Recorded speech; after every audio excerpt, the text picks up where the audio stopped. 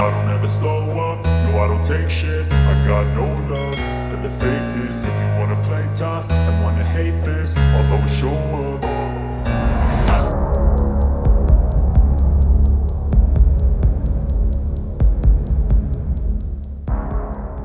Ukraine says Russia's Bakhmut assault losing steam, counterstrike coming soon.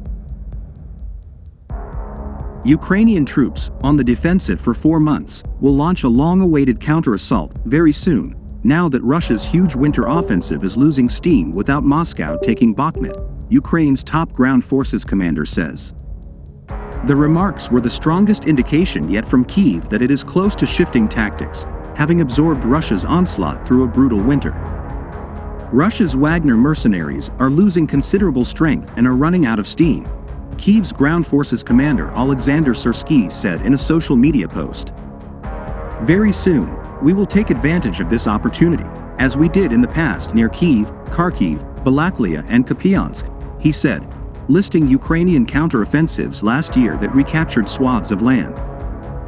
There was no immediate response from Moscow to the latest suggestions its forces in Bakhmut were losing momentum, but Wagner boss Yevgeny Prigozhin has issued pessimistic statements in recent days warning of a Ukrainian counter-assault.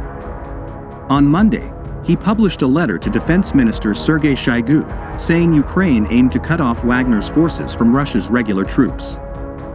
Journalists near the front line north of Bakhmut saw signs consistent with the claim that the Russian offensive in the area could be flagging.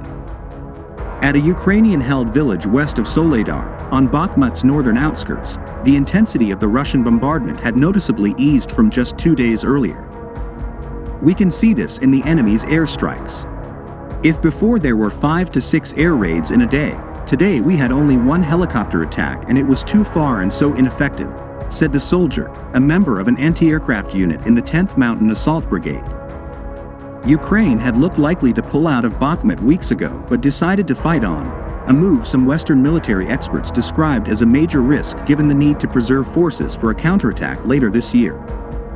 But Ukrainian commanders said the battle was weakening Russia's forces more than their own. A slowdown in Russia's assault on Bakhmut could be in part due to Moscow diverting its troops and resources to other areas. Britain said on Thursday that Russian troops had been making gains further north this month, partially regaining control over the approaches to the town of Kreminna, a Ukrainian target. Intense battles were also underway further south. Moscow has meanwhile sent hundreds of thousands of freshly called-up reservists and convicts recruited by Wagner from prisons into battle.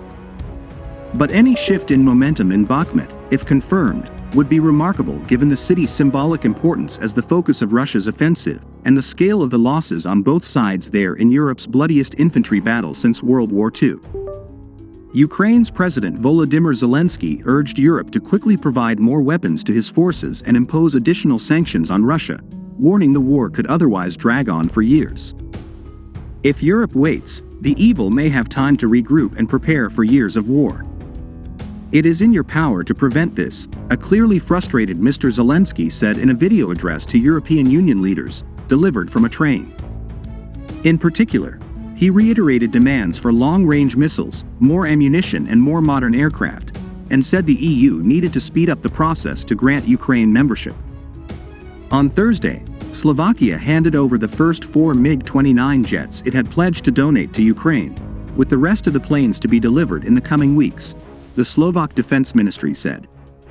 Slovakia, a NATO member on the military alliance's eastern flank, last week joined Poland in announcing the delivery of jets to Ukraine. In total, Slovakia said it would donate 13 of the Soviet-made fighter jets, which Kyiv believes are crucial to repel Russia's year-long invasion.